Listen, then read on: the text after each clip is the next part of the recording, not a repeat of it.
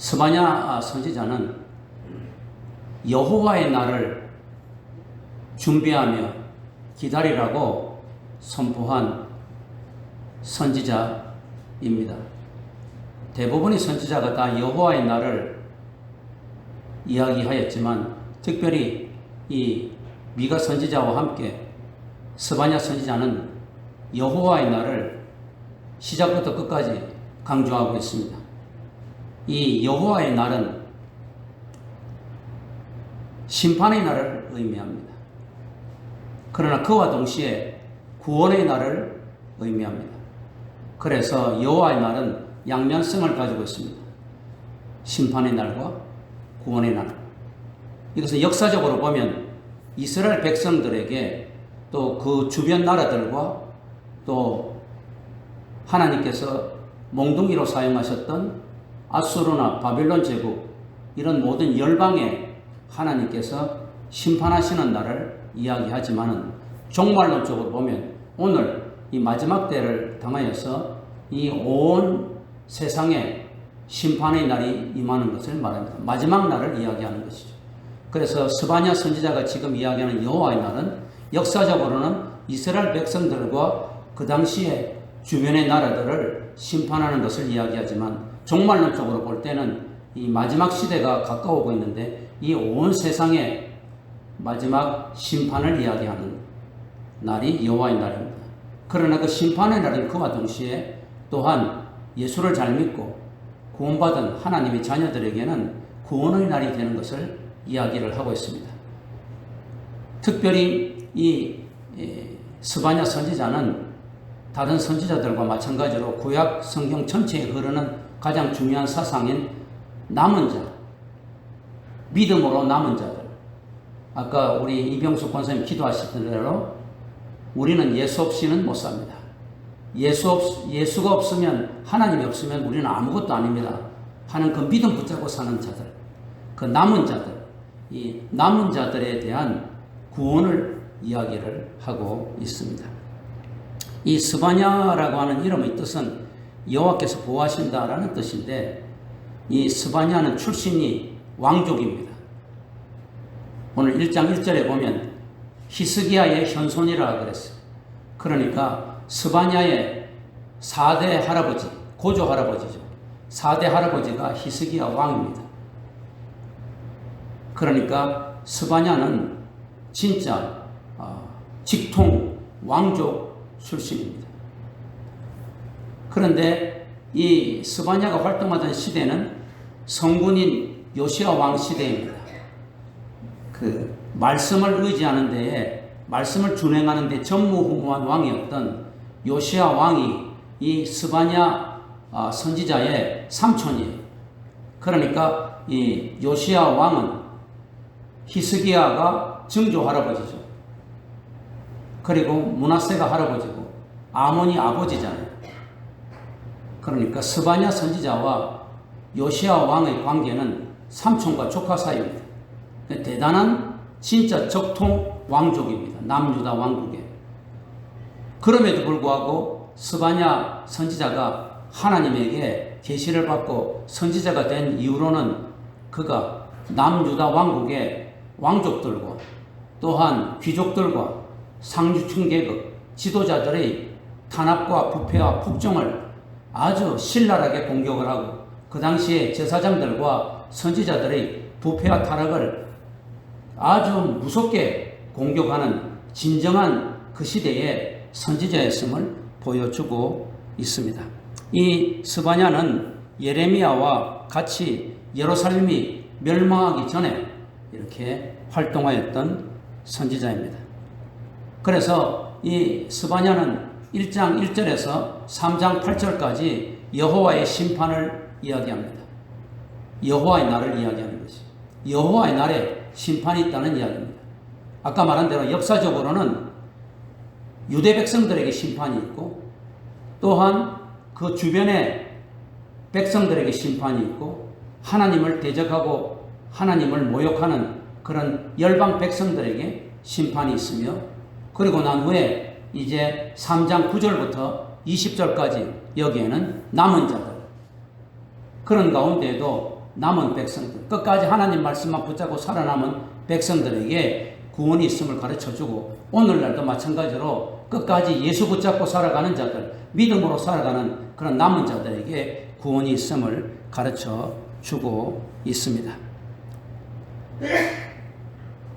스바냐의 이런 강력한 심판의 메시지는 참으로 경건한 신앙을 소유한 요시야 왕으로 하여금 개혁운동을 일으켜서 종교개혁을 일으키고 신앙개혁을 일으키고 사회 전체의 개혁운동을 일으키게 하는 그런 귀한 이런 주춧돌이 되었고, 또한 모티베이션이 되었다는 것을 보여주고 있습니다. 스바냐는 특별히 문하세 통치기간에 성행했던 종교 혼합주의를 강력하게 책망하였습니다.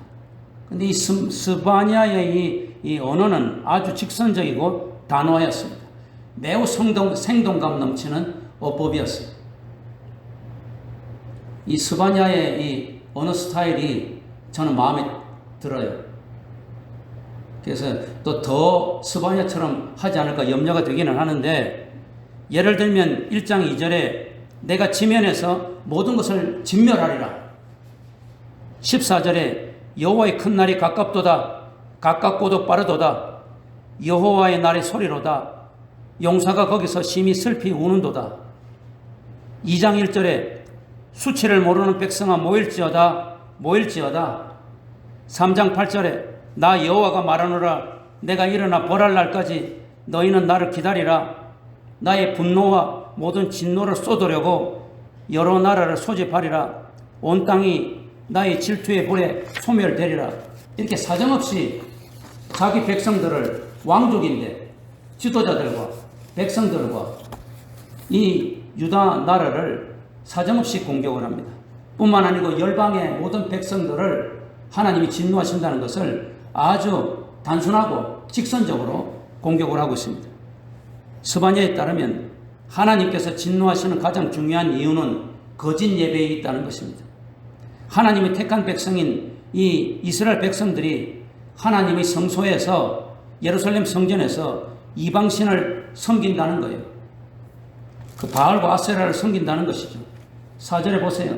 내가 유다와 예루살렘의 모든 주민들 위에 손을 펴서 남아있는 바알을 그곳에서 멸절하며 그마림이라는 이름과 및 그 제사장들을 아울러 멸절하며, 성전에서 바알신을 이렇게 섬기고 있다는 거예요. 5절에 지붕에서 하늘의 무별에게 경배하는 자들, 별들을 섬긴다는 거예요. 여호와께 맹세하면서 말감을 가리켜 맹세하는 자들, 성전에 가서 여호와 이름을 부르면서 또한 별들을 섬기고 우상인 말감을 경배한다는 거예요. 오늘날에도 교회 다닌다고, 예수 믿는다고 이름만 걸고 앉아서, 교회는 주일날 마지못해서 나와서 졸고 앉았다가 밖에 나가서는 온갖 도사를 섬기고, 온갖 잡신을 섬기고, 또 토종 비결 보고 온갖 짓을 다 한다는 거예요. 그런 자들을 하나님께서 반드시 심판한다는 거예요. 이렇게 성전에서 바알을 섬기고 이방신을 섬기면서 여호와 이름을 부르는 그들은 하나님을 무시한다는 이야기입니다. 하나님을 저버리는 폐역이라는 것입니다.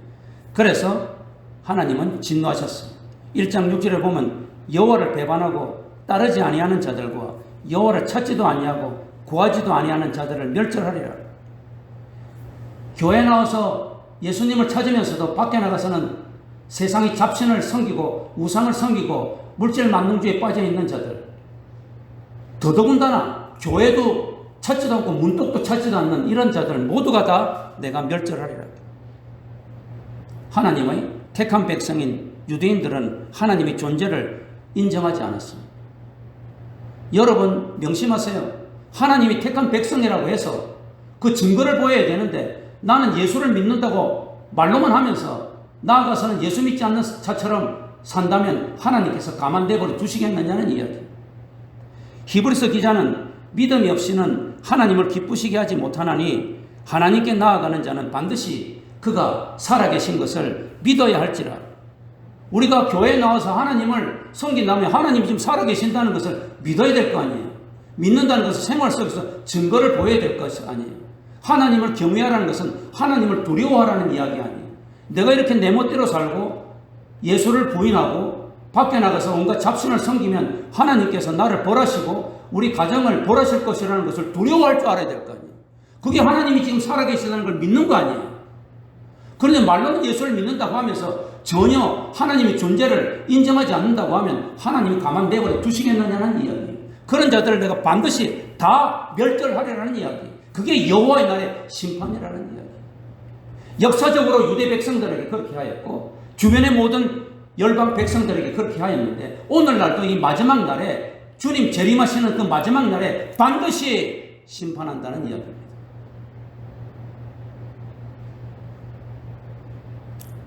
유대 백성들은 1장 12절에 보면 우리 여호와 하나님은 복도 내리지 아니하시고 화도 내리시지 않는다는 불신앙에 빠졌어요. 그냥 하나님은 있으나 마나한 존재라는 이야기죠. 그림의 떡이라는 이야기예요. 종이 호랑이라는 이야기입니다. 이렇게 공공연하게 하나님이 택한 백성, 선민이라고 하는 유대 백성들이 이러고 다니니까 하나님께서 가만 내버려 두시겠다는 이야기예요. 그래서 많은 선지자들에게도 이야기했지만 역시 스바냐 선지자를 통해서 이야기하는 것인데 스바냐 선지자는 왕족이에요. 자기 삼촌이 지금 왕이에요. 자기는 지금 조카예요. 히스기야가 4대 구조 할아버지예요. 그런데 이 스바냐가 무엇이 아쉬워서 이 말씀을 이렇게 미움을 받아가면서 왕족들과 귀족들과 지도자들에게 미움털이 박혀가면서 백성들에게 공격을 받아가면서 뭐 때문에 이런 말씀을 전하겠어요? 스바냐 선지자는 하나님이 살아계신다는 걸 믿었기 때문입니다. 하나님이 자기에게 말씀을 전하라고 하니까 이렇게 직선적으로 꾸미지 않고 애둘러서 말하지 않고 단호하게 지금 선포하고 있는 것입니다. 유대 지도자들은 곱비 뿔린 망아지처럼 부패와 악정과 거짓을 거듭 자행하고 있습니다. 오늘날 이 세상에 권력을 잡은 인간들이 천년만년 그 권력을 가지고서 무소불위의 그 칼을 휘두를 것처럼 마구 폭정을 저지르고 불법을 자행하고 또한 악한 짓을 저지르면서도 서슴없이 그게 뭐가 어때서 하면서 그건 아무것도 아니야 라고 하나님이 두려운 줄 모르고 지금 모든 악행을 자행하고 있잖아요. 하나님이 그냥 내버려 두시겠느냐 말이에요. 그냥 내버려 두셔서 되겠느냐는 이야기예요. 목사가 강단에서 하나님이 심판과 진노가 있다 그러면 에이 또 그런 소리 하고 있어. 교회 와서 좀 위로를 받고 평안함을 얻으려고 하는데 날마다 진노를 이야기하고 있어. 그러는데 이 돌아가는 세상 꼴을 보세요. 선지자가 이런 이야기를 하지 않으면 누가 하겠느냐 말이에요.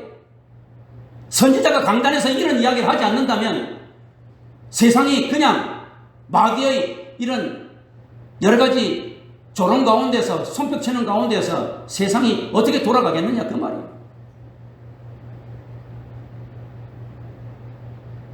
거룩한 하나님이 성전이 거룩한 하나님이 계시는 시온산이 예루살렘 성이 폐역하고 더러운 곳으로 포악한 성읍이 된 것이 3장 1절에 보니까 폐역하고 더러운 곳 예루살렘 성을 말합니다. 포악한 그 성읍이 화가 있을지언정 이렇게 하나님께서 분노를 쏟아내신 것입니다. 그래서 유다와 예루살렘의 악한 자들과 유다를 또한 괴롭혀온 이방 족속 모두를 심판하신다는 것입니다. 그 진노는 노아 홍수 시대 때처럼 물로 진멸하는 것이 아니라 불로 진멸한다고 하는 것입니다. 1장 18절과 3장 8절에 보니까 내가 질투의 불로 너희들을 진멸할 것이다 라고 말했습니다. 더 나아가서 이 진노는 단순히 이스라엘 백성들과 당시의 모든 이방 백성들에 대한 심판만을 예언하는 것이 아니라 마지막 날에 이 세상이 불로 심판당할 것을 예언하는 종말론적인 예언입니다. 아까 권사님이 기도하셨듯이 이렇게 지금 폭설이 계속 내리고 또한 지진이 일어나고 많은 이상 기후가 있고 변화가 있고 토네이도가 있고 거기에다가 생각하지도 못했던 상상이나 못했던 이 코로나 바이러스는 2년이 지났는데도 인간들을 비웃긴하듯이 계속 발빠른 변이를 일으켜가면서 온 세상을 지금 휩쓸고 있는 이런 여러 가지 모습들 하나님께서 우리에게 2년이 넘게 왜 마스크를 벗기지 아니하시는 거예요? 종말론적인 현상인 걸 모르시겠습니까? 종말론적인 징조인 걸 모르겠습니까? 요한계시록에 분명히 그랬잖아요. 이 종말론적인 징조를 계속해서 마지막 날 분명히 하나님의 완전한 심판, 이 땅과 바다와 모든 것을 다 멸하실 것을 하나님 말씀하고 계시죠. 그 마지막 여호와의 날은 분노의 날이요, 환난과 고통의 날이요, 황폐와 흑암의 날이라고 스바냐서에서 지금 이야기하고 있는 것입니다.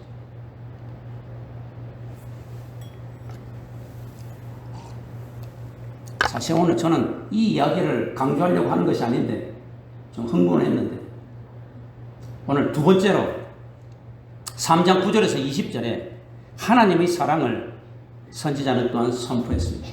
그러니까 여호와의 날은 심판의 날인과 동시에 예수 믿는 자들, 말씀만을 끝까지 붙잡고 나아가는 자들, 십자가만을 붙잡고 나아가는 자들, 오직 믿음만을 붙잡고 나아가는 남은 자들, The remnant, 이 남은 자들에게 이 여호와의 날은 소망의 날이요, 구원의 날이요, 축복의 날인 것을 스바냐 선지자는 분명히 9절에서 20절까지 선언하고 있습니다.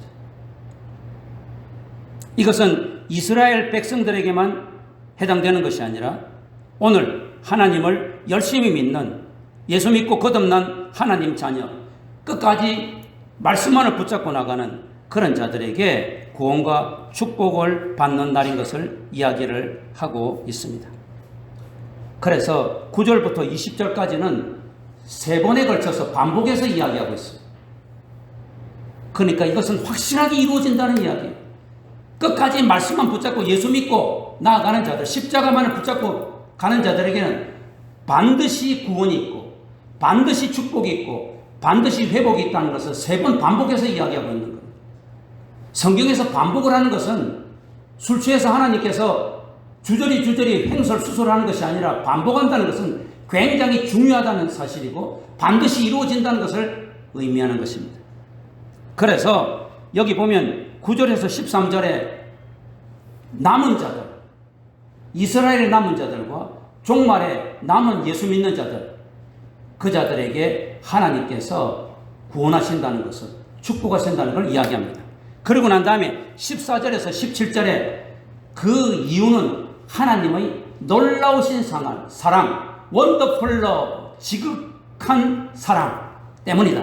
그렇게 말하고 18절에서 20절에 다시 또 한번 남은 자들에게 하나님께서 반드시 구원하신다, 반드시 회복시킨다, 반드시 축복하신다 하는 것을 또 이야기하고 있어요.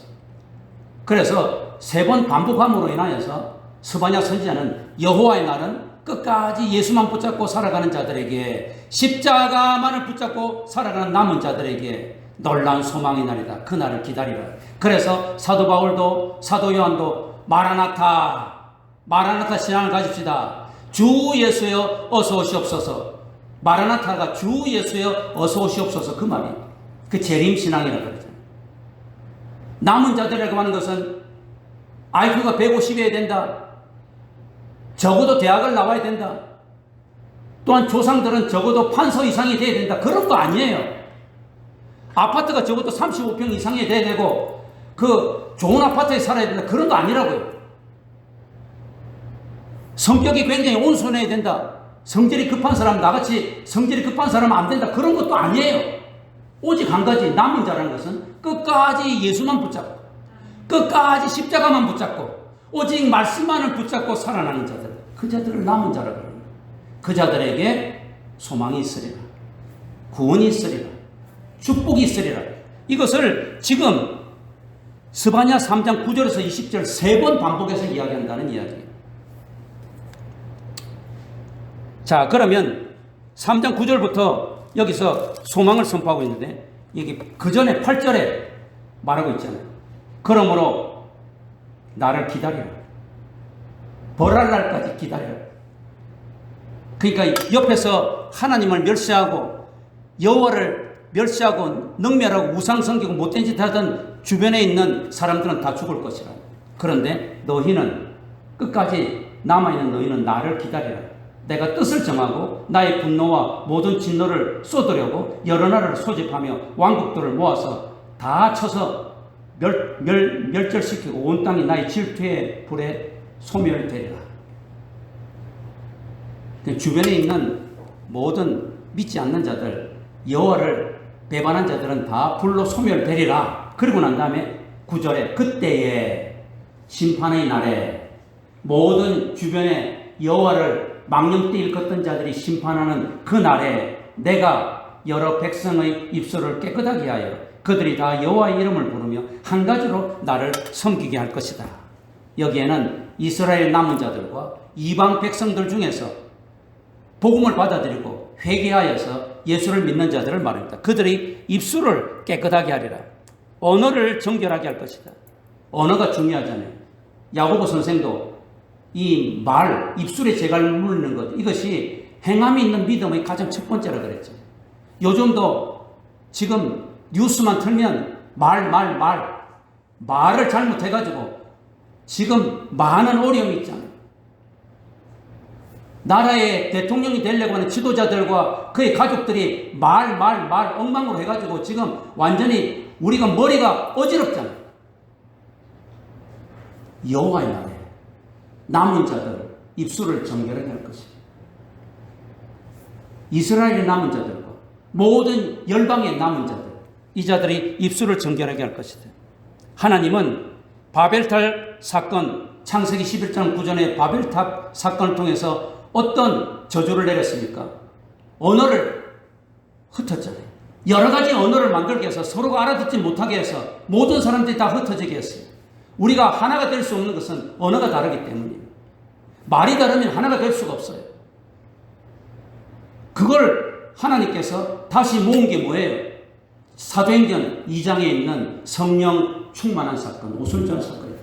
오순절 사건에 성령을 충만히 받으니까 거기 모였던 모든 사람들이 말하는 언어를 베드로가 다 알아듣고 사도 요한이 다 알아듣고 또한 베드로가 이제 히브리 말로 하는데 거기에 있는 모든 사람들이 자기들 언어로 듣고 그래서 거기 오순절에 성령 충만한 사건이 일어났잖아요. 이것은 징조랍니다. 이 스바냐 선지자로 말할 것 같으면 이 여호와의 날, 마지막 심판의 날에 하나님께서 모든 사람, 남은 자들의 언어를 통일하고 정결하게 하는 징조랍니다. 그래서 이제 하나님께서 이방 여러 민족의 언어를 회개로 정결하게 할 것이다. 입술을 정결하게 한다는 것은 모든 남은 자들이 여호와의 날에 대회개를 하고 완전히 가슴을 찢으면서 회개하면서 그들의 입술이 정결하여서 하나님을 찬양하고 송축하고 입술이 정결해지고 언어가 정결해진다는 것을 가르쳐주고 있습니다. 바로 그때에 이 여호와의 날에 죄용서함이 있을 것이다. 사죄의 은총이 있을 것이라는 것을 말하는 거예요. 11절에. 11절에 보면 그날에 내가 내게 범죄한 모든 행위로 말미암아 수치를 당하지 아니할 것이다. 입술을 정결하게 하고 회개하게 했으니까 하나님께서 예수 보혈의 십자가 은혜로 다 정결하게 하고 구원을 줄 것이라는 것이죠. 그래서 이제 그때에 내가 내 가운데서 교만하여 자랑하는 자들을 제거하고 내가 나의 성산에서 다시는 교만하지 않게 할 것이다. 교만을 하나님이 제일 싫어하시잖아요.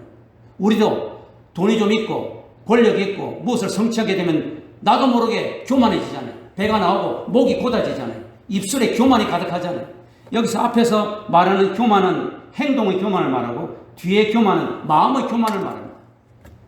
이제 마지막 날 남은 자들이 입술이 회개로 인해 정결하게 되고 하나님이 우리 죄를 사해 줬을 때 우리는 어떻게 됩니까? 겸손한 자들이 된다는 거예요. 나의 나된 것은 주의 은혜입니다. 나는 정말 더러운 죄인인데 우리 하나님의 은혜로 내가 이렇게 하나님 백성이 되었습니다. 날마다 겸손한, 정말로 100% 겸손한 자가 된다는 것을 가르쳐주고 있습니다. 그래서 13절에 다시 반복해서 이야기합니다. 이스라엘 남은 자는 악을 행하지 아니하며 거짓을 말하지 아니하며 입에 거짓된 혀가 없고 먹고 누울지라도 그들을 두렵게 할 자가 없으리라. 이것은 성화된 것을 이야기합니다. 완전하게 성화된 모습을 말합니다. 그날에 여호와의 날에 구원받아서 하나님 나라 갈 우리들의 모습은 완전 성화된 것을 말합니다. 그것을 우리가 신학적으로는 영화의 단계라 글로리피케이션이라고 이야기하죠. 지금 우리는 성화의 길을 계속 걸어가고 있는 것이. 이것이 요번 우리 칼빈교회 주제인 하나님께 더 가까이 성화 스텝 바이 스텝 이웃에게 더 가까이, 성도들에게 더 가까이, 이것은 성화를 지금 계속해 가는 것이죠. 그런데 여호와의 날, 심판의 날에 이제 우리는 거짓말을 하지 않아요. 악을 하나도 행하지 않아요. 입에 거짓된 혀가 없습니다. 우리는 지금 거짓말 자주 하잖아요. 이것은 정말 사실인데 하면서 거짓말 하잖아요. 장사하는 사람이 손해보고 장사한다는 거짓말이잖아요. 노인들이 아이고 늙으면 빨리 죽어야 돼, 그 거짓말이잖아요. 노처녀가 아이고 빨리 나는 시집 절대 안 가, 그 거짓말이라고 그랬어요. 3대 거짓말. 하얀 거짓말부터 까만 거짓말, 거짓말이 많잖아요. 그런데 여호와의 날에 우리가 완전히 성화되고 거룩하게 되는 모습을 보여주고 있습니다. 제레미야의 날에 천국 백성의 모습을 표현하고 있습니다. 저는 오늘 특별히 14절에서 17절의 말씀을 강조하려고 했는데 이야기가 길었습니다. 이 14절에 17절에는 보면 하나님의 이 놀라운 사랑, 하나님의 이 지극한 사랑에 대해서 스바냐 선지자가 묘사하고 있어요. 이 3장 14절에서 17절 때문에 하나님께서 3장 이 9절에서 이 13절까지 이런 남은 자들에게 구원을 베푸신다는 것이고, 또 18절에서 20절까지 남은 자들에게 구원과 축복을 베푼다는 것을 강조하고 있는 거예요. 그래서 이 14절, 17절은 스바냐 선지서의 하이라이트예요. 압권이에요. 백미예요. 이 놀라운 하나님의 지극한 사랑 때문에 우리 남은 자들이 남겨졌고 마지막 날에 구원을 받는다는 것이죠. 요한계시록에 말하면 14만 4천 명을 이야기하는 것이죠. 그러면 선지자 스바냐가 강조한 이 하나님의 사랑의 특징은 어떠한가? 한마디로 잠잠한 사랑이에요. 제가 오늘 제목을 잠잠히 사랑하시는 하나님이라고 그랬는데, 하나님의 사랑의 특징이 잠잠한 사랑이에요. 개역개정 성경 번역 중에서 저는 이 구절이 제일 멋있는 번역인 것 같아요. 여기 보면 그가 너를 잠잠히 사랑하십니다. 여러분, 우리 하나님의 이 원더풀 러브, 놀라운 사랑의 특징은 잠잠히 사랑하는 거예요. 잠잠한 사랑. 빈 깡통이 요란하잖아요. 뭐 내가 너를 사랑한다, I love you. 미국 백성들, 유럽 백성들은 너무 호들갑이 많아요. 맨날 뽀뽀 쪽쪽 하면서 I love you, you love me, 뭐 어쩌고 저쩌고 하면서 사랑을 하는데 빈 깡통이 많아요. 이 우리 한국 정서에도 맞지가 않아요. 너무 사랑 많이 호들갑도 하는 거 조심해야 돼요. 그 사기꾼 요소가 많아요. 여기 제 총각 처녀가 별로 없는데, 총각 처녀 너무 그렇게 막 사랑하고 호들갑도 하는 그 사람 조심해야 돼요. 사기꾼 기질이 많습니다. 우리 하나님의 사랑의 특징은 잠잠히 사랑하는 거예요. 잠잠한 사랑이에요. 오늘 여기 그가 너를 잠잠히 사랑하시며 하는 이 17절을, 이 문장을, 이 히브리 문장을 직역을 하면 하나님의 사랑 안에서 하나님이 잠잠하실 것이다, 그 말이에요. 하나님의 사랑 안에서 하나님이 잠잠하실 것이다. 이 문장을 제가 약간 의역을 해보았습니다. 하나님께서 자신이 베푸시는 사랑 안에서 스스로 기뻐하시고 그 사랑을 조용히 누리신다. 제가 의역을 한 거예요. 다시 말해볼까요? 하나님께서 자신이 베푸시는 사랑 안에서 스스로 기뻐하시고 그 사랑을 조용히 누리신다. 우리는 하나님의 이 잠잠한 사랑을 통해서 하나님 사랑의 애틋함과 절절함과 강렬함을 느낄 수 있습니다. 우리를 향한 하나님의 사랑이 얼마나 지극하시면 그 사랑 안에서 스스로 몰입하셔서 이 주체할 수 없는, 여기에 그 성경에는 이길 수 없는, 그래서 이기지 못할 기쁨을 은밀하게 조용히 누리고 계시는 거예요. 여러분, 너무 기쁘면 막 말이 안 나오잖아요. 그런 연애 해보셨습니까? 청춘남녀가 너무 기쁘고 막 너무 바라던 상대가 막 좋아한다 그러고 사랑한다 그러면 기쁘고 어쩔 줄 몰라서 혼자 막 골방에 들어가서 화장실에 들어가서 yes 하면서 기쁨을 이기지 못하잖아요. 내가 너무 오버했나? 여러분, 그런 기쁨 느끼지 못해봤습니까? 너무 기쁘면 말도 안 나고 너무 기쁘면 막 혼자서 은밀하게 그 사랑을 누리고 싶은 거예요. 우리 하나님께서 저와 여러분 때문에 그런 사랑을 조용히 누리고 계신다는 거예요. 음미하신다는 거예요. 이 여러분을 사랑해가지고 남은 자인 여러분을 사랑해가지고 아무 조건이 없어요. 무조건적이에요. unconditional. 불가항력적이에요. 뭐 여러분이 예뻐서, 뭐 여러분이 성격이 좋아서, 여러분이 하나님 말씀 잘 들으니까, 뭐 여러분이 아주 명문가문해서 그런 게 아니고, 오직 너로 인하여, 너 때문에, 너 그 자체로 인하여서 기쁨을 이기지 못하는 거예요. 혼자서 이 기쁨을 누리고 싶은 거예요.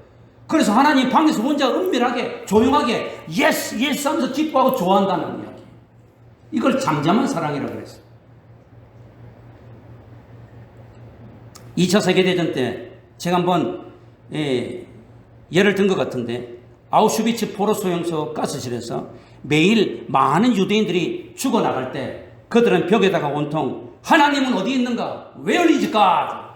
라고 쓰면서 원망과 의심과 절망으로 죽어나갔습니다. 그런데 그 벽 낙서들 아래에 이런 글씨가 있었습니다. 하나님이 여기 계십니다. God is here. 그리고 이런 찬송시가 바로 밑에 적혀 있었습니다. 하늘을 두루마리 삼고 바다를 먹물 삼아도 한없는 하나님의 사랑 다기로 갈 수 없겠네. 하나님이 크신 사랑 그 어찌 다 쓸까? 저 하늘 높이 쌓아도 채우지 못하리. 이 글을 쓰고 그는 죽어갔습니다. 아마 이 글을 쓴 유대인은 분명히 기독교 유대인으로서 하나님께서 남겨두신 믿음의 남은 자임에 틀림없습니다. 잠잠한 하나님의 사랑을 확신하는 구원받은 남은 자임에 틀림없습니다. 그러면 오늘 이 스바냐 선지자는 하나님의 잠잠한 사랑의 특징을 크게 세 가지로 이야기하고 있습니다. 하나님이 잠잠히 사랑한다는 그 사랑의 특징이 무엇일까? 첫 번째는 14절과 17절에 나와 있는 우리 때문에, 나 때문에 기뻐하는 사랑이에요. 하나님의 잠잠한 사랑의 특징은 나, 여러분 때문에 기뻐하는 사랑이에요. 17절 상반절에 너로 말미암아 기쁨을 이기지 못하시며 17절 하반절에 너로 말미암아 즐거이 부르며 기뻐하시리라. 하나님의 기뻐하시는 모습을 반복하여 점층적으로 표현합니다. 하나님은 우리 성도들 때문에 너무너무 기뻐하신다는 이야기. 스바냐는 이 모습을 기쁨을 이기지 못하신다. 기쁨을 주체하지 못하신다. 라고 표현을 하고 있습니다. 사람이 너무 기쁘면 처음에는 말이 안 나오고 눈물이 납니다. 뭐 올림픽에 금메달 따면 막 눈물을 흘리잖아요. 뭐 또 연예인이 대상을 받으면 막 말이 안 나와서 눈물을 흘리잖아요. 그래서 하나님도 주체할 수 없는 기쁨으로 처음에는 잠잠하였다는 이야기입니다. 그러다가 나중에는 큰 소리로 환호하면서 기뻐했다. 그래서 처음에는 너로 말미암아 기쁨을 이기지 못하시며 그랬다가 하반절에 너로 말미암아 즐거이 부르며 기뻐하시리라. 하나님의 이 주체할 수 없는 기쁨의 원인은 바로 우리 남은 자들을 잠잠히 사랑하기 때문입니다. 무조건적인 사랑입니다. 보릿고개 배고픈 시절에 농부에게 두 가지 기쁨이 있었다고 합니다. 하나는 자식 입에 밥이 들어가는 기쁨. 자기는 배가 고파서 쪼르륵 살아나면서도 자식이 이 쌀밥을 입에 넣을 때 그 기쁘대. 그리고 논에 물을 대는 기쁨. 이 두 가지가 농부의 기쁨이라고 합니다. 하나님의 이 잠잠한 사랑은 주체할 수 없는 기쁨으로 나타나는 것입니다.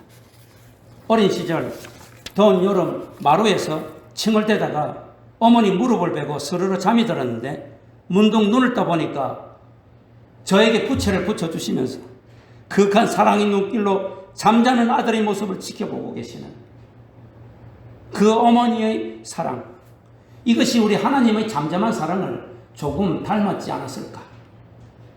저는 일주일 동안 하나님의 잠잠한 사랑에 대해서 묵상을 하면서 이 하나님의 잠잠한 사랑을 제가 어떻게 표현을 할까? 여러분들에게 어떻게 이해시킬까? 또 나는 이 하나님의 잠잠한 사랑을 어떻게 깨닫고 있는가 생각을 해보았습니다. 뿐만 아니고 14절에 보면 하나님은 남은 자가 기뻐하는 모습을 보면서 기뻐하십니다. 우리가 기뻐하는 모습을 보면서 하나님은 너무 기뻐하십니다. 우리가 대학에 합격했다고 기뻐하는 모습을 보고 기뻐하시고, 우리가 찬송을 부르면서 기뻐하는 모습을 보고 기뻐하시고, 우리가 성경을 암송하면서 기뻐하는 모습을 보고 기뻐하시고, 우리가 정말로 이 땅에서 믿음을 지키면서 살아가는 모습을 보고 기뻐하는 모습을 보면서 기뻐하십니다. 14절에 하나님이 남은 자에게 주실 기쁨을 기뻐하라고 말합니다. 여기 시온의 딸아, 이스라엘아, 예루살렘의 딸아, 똑같은 말입니다. 남은 자를 이야기합니다. 남은 자들아, 노래하라, 기쁘게 부르라, 전심으로 기뻐하고 즐거워하라 그랬습니다. 너희들이 그렇게 구원받아서 나에게 축복을 받아서 기뻐하는 모습을 보면 내가 너무나도 기쁘단다. 하나님은 우리가 잘 되는 것을 기뻐하십니다. 하나님은 우리가 형통하게 되는 것을 기뻐하십니다. 하나님은 절대로 우리가 고통당하고 슬퍼하는 것을 기뻐하시지 않습니다. 그래서 이 종말의 마지막 여호와의 날에 너희들은 기뻐하라. 너희들 기뻐하는 모습 볼 때 내가 기쁘다. 그것은 하나님 잠잠한 사랑의 표시입니다. 우리가 기뻐하는 모습을 보고 기쁨을 이기지 못하시는 것이 우리 하나님의 잠잠한 사랑의 특징이라는 그 말입니다. 두 번째로 하나님의 잠잠한 사랑의 특징은 15절 17절에 우리 가운데 계시는 사랑입니다. 하나님이 우리 가운데 계시니 두려울 것이 없습니다. 화를 당할까 염려할 것이 없습니다. 15절에 보면 여호와께서, 이스라엘 왕 여호와께서 내 가운데 계시니 다시는 화를 당할까 두려워하지 아니할 것이라. 가족이 뭡니까? 옛날에 우리가 가난한 시절에는 식구라 그랬는데 같이 먹는다고. 요즘은 가족이라는 말을 많이 쓰죠. 가족은 뭡니까? 같이 있는 것이 가족이. 가족이 같이 있어야 가족이에요. 저처럼 전부 다 여기저기 뿔뿔 흩어져 있으면 그 가족이 아니에요. 사실은 가족의 정이 별로 없어요. 사랑이. 병들고 나이 들어서 제일 무서운 것이 뭡니까? 외로움이에요. 내 곁에 아무도 없다는 두려움. 이것이 가장 무서운 것이에요. 오늘 여기 17절에 너의 하나님 여호와가 라는 표현은 매우 개인적입니다. 1:1 관계를 강조합니다. 전능하신 하나님, 사랑의 하나님, 영원 불변하신 하나님이 바로 나의 하나님입니다. 그래서 너의 하나님 여호와가 그렇게 말하고 있습니다. 그 하나님이 너의 가운데 계신다. 이 얼마나 든든하고 행복하고 활기가 넘치는 말씀입니까? 어느 목사님이 간증하는 걸 들었습니다. 중학교 때인데 그 개구장이 학교에서 장난치고 운동하고 녹초가 되어서 집에 들어올 때 대문을 열면서 들어서자마자 엄마! 하면 언제든지 행주치마에 손을 닦으면서 부엌에서 반갑게 나오는 어머니의 모습을 대할 때에 마음의 안정이 되고 행복했다고 합니다. 오늘 자녀들이 이런 어머니의 모습을 깨닫지를 못하니까, 체험하지 못하니까 자꾸 사고치는 거예요. 자꾸 그냥 여러 가지 문제를 생기게 되는 거예요. 마음이 강팍하고 안정을 갖지 못하는 거예요. 뭐 그냥 학원 서울대 가면서 그냥 과외를 학원을 4개 5개 매일 다니니까 여러분 그게 정말 좋은 거예요. 실용주의, 돈이 최고고 성공이 최고고 출세가 최고고. 여러분 그렇게 자녀들을 가르치지 마세요. 하나님은 그렇게 가르치라고 이야기하지 않았습니다. 가족이 뭡니까? 늘 함께 하는 것. 아이들이 힘들고 어려울 때, 피곤하였을 때 집에 돌아오면 엄마가 된장찌개 끓여놓고 부엌에서 행주시간에 손을 닦으면서 나와서 어서 오나 내 아들아, 내 딸아, 얼마나 안정감 있고 행복하냐 그 말입니다. 그 목사는 특히 또 배가 고플 때 엄마 배고파 그러면 일로 와라. 부엌에 쪽방에 가서 너만 주는 거야 하면서 삶은 닭을 줄 때는 하늘을 나는 것 같고 온천을 얻은 것 같다는 그런 고백을 하고 있는 거예요. 오늘 여기 스바냐 선장 말합니다. 하나님께서 우리에게 잠잠한 사랑을 베푸는 것은 내가 항상 너와 함께 한다. 너의 하나님 여호와가 너와 함께 지금 있다. 세 번째로 잠잠한 사랑은 15절 17절에 있는 듯이 나에게 구원을 베푸시는 사랑입니다. 하나님의 잠잠한 사랑은 우리에게 구원을 베푸시는 사랑입니다. 15절에 여기 보면 너의 형벌을 제거하였다. 여호와께서 너의 형벌을 제거한 거예요. 하나님의 사랑이 아니면 우리가 어떻게 남은 자가 되겠습니까? 하루에도 골백 번 우리는 갈등을 일으키잖아요. 하루에도 골백 번 예수를 잘 믿을까 말까 망설이잖아요. 하루에도 골백 번 교회를 갈까 말까 망설이잖아요. 하루에도 골백 번 예배를 드릴까 말까 망설이잖아요.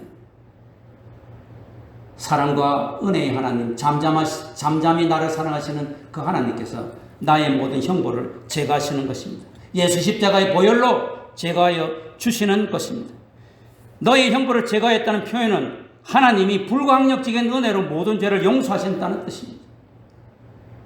이 세상은 뭐 그냥 여지없어요. 조금만 잘못하면 그걸 다 끄집어내서 들춰내어가지고 나를 죽이려고 하는 것이 이 세상의 마귀와 그 자식들이에요. 그런데 우리 하나님 아버지는 나의 모든 더러운 죄, 참아의 입에도 담을 수 없는 그 죄를 다 십자가의 보혈 앞에 내어놓았을 때 다 용서하시고 정결하게 하시고 다시는 기억하지 아니하시는 그런 하나님. 그래서 내가 너의 모든 형벌을 제거하였다. 하나님의 불가항력적인 은혜, 무조건적인 은혜로 모든 죄를 용서하셨다는 뜻입니다. 그리고 여기에 보면 너의 원수를 다 쫓아내었다는 표현은 우리가 말을 안 들을 때, 말을 안 들으니까 매를 댄다는 이야기, 재앙을 주신다는 이야기, 심판을 위해서 사용하였던 이방 나라들을 다 멸하셨다는 표현입니다. 우리가 군대에서 특별히 그렇잖아요. 말 안 듣잖아요. 입에 단나게 나게 운동장 한 10바퀴 돌고 나면 말 듣잖아요. 완전히 얼차를 시켜가지고 원산폭격 시키면 말 들어요. 하나님께서는 이 원수를 쫓아냈다는 이야기는 그동안 우리가 말을 너무 안 들으니까 하나님 사랑하셔서 매를 좀 들기 위해서 이 원수들을 사용한 것이지 그 원수들을 아주 이뻐서 그런 것이 아니라요. 그런데 여호와의 날에, 마지막 구원의 날에는 이 원수들을 다 멸하시고 쫓아낸다는 이야기예요. 하나님은 구원의 방해가 되는 모든 것을 다 제거하신다는 뜻입니다. 그래서 두려워하지 말라라고 이야기하고 있어요. 이 두려워하지 말라라고 하는 이 말이 구약에서 55번 나오는데 스바냐서에 계속 나오잖아요. 그러면서 17절에서 한마디로 뭐라고 이야기합니까? 구원을 베푸실 전능자시라. 너의 하나님 여호와가, 이 3장 17절을 이렇게 가사로 만들어가지고 복음성을 만들었습니다. 이따 한번 우리가 불러보기는 하겠지만 이 3장 17절은 정말로 압도적인 하나님의 잠잠한 사랑을 표현하는 이 스바냐 선지자의 고백이고 오늘 우리들의 고백인 것을 가르쳐 주고 있습니다. 사랑하는 성도 여러분, 하나님은 우리를 잠잠히 사랑하시기 때문에 외아들 예수 그리스도를 아낌없이 주셨습니다. 사랑하기 때문에 우리를 구원하시고 우리에게 유업을 주시고 하늘나라의 상속자로 삼으십니다. 이것은 조건이 없어요. 이것은 불가항력적이에요. 사랑하는 성도 여러분, 스바냐 선지자를 통하여 이 마지막 날에 하나님께서 우리에게 말씀하십니다. 남은 자들, 남은 자는 뭡니까? 믿음을 붙잡아라. 십자가만을 붙잡아라. 말씀만을 붙잡아라. 너희들에게 마스크를 벗지 못하고 코로나가 2년이 지나가는 이런 암울한 날일지라도, 장사도 안 되고 하는 일마다 힘들고 암울한 날이 계속될지라도 그날 여호와의 날, 16절의 그날 여호와의 날에 대한 소망을 가지고 살라. 오직 믿음만을 간직하라.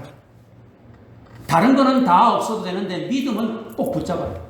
다른 거는 다 가졌는데 믿음을 놓치면 그거는 망한다. 힘을 내라. 그래서 여기 16절에 뭐라고 있습니까? 너의 손을 늘어뜨리지 말라. 손을 늘어뜨린다는 뭐예요? 아이고 망했네. 아이고 나는 이제 글렀어. 아이고 나는 끝이야. 우리 가정은 끝이야. 이게 손을 늘어뜨리는 거예요. 그렇게 손을 늘어뜨리지 말라. 하나님은 심판의 와중에서도 구원의 문을 열어놓으신 잠잠한 사랑의 하나님이십니다. 사랑하는 성도들, 이 잠잠한 하나님의 사랑의 줄을 단단히 붙잡으세요. 하나님의 심판은 그것을 교훈으로 삼아 자기 백성을 회개하게 하려는 데 있습니다. 하나님의 심판은 하나님의 남은 백성을 살리기 위함입니다. 남은 자들을 잠잠히 사랑하기 위함입니다. 그러므로 여호와의 날은 남은 자들에게는 기쁨의 날입니다. 구원의 날입니다. 칭찬과 명성의 날이 됩니다. 여기 19절 20절은 너희들이 칭찬과 명성을 얻을 것이라 그랬죠. 이 세상의 종말과 심판은 악인에게는 재앙이지만 하나님을 믿는 성도들, 남은 자들에게는 더할 나위 없는 기쁨의 날입니다. 여러분, 교회만 다닌다고 남은 자는 아닙니다. 교회에도 하나님께서 분명히 알곡과 가라지가 있다 그랬어요. 나는 알곡이 돼야 돼요. 그 말은 예수님만 붙잡아야 돼요. 십자가만을 붙잡아야 돼요. 불이 났을 때 다른 건 다 버려두더라도 예수님 붙잡고 나와야 되고 십자가 붙잡고 나와야 돼요. 그렇다고 벽에 걸린 십자가 붙잡고 나오라는 이야기는 절대 아니에요. 그거는 그냥 다만 벽에 있는 나무일 뿐이고. 여호와의 날은 구원의 날이요 칭찬의 날이요 하늘 상급을 받는 날입니다. 이런 놀라운 축복과 사랑을 받는 믿음의 남은 자들이 되기를 축원합니다. 정말로 잠잠한 하나님의 사랑을 날마다 이 땅에서 체험하는 축복받은 하나님의 자녀들이 되기를 주 예수 이름으로 축원합니다.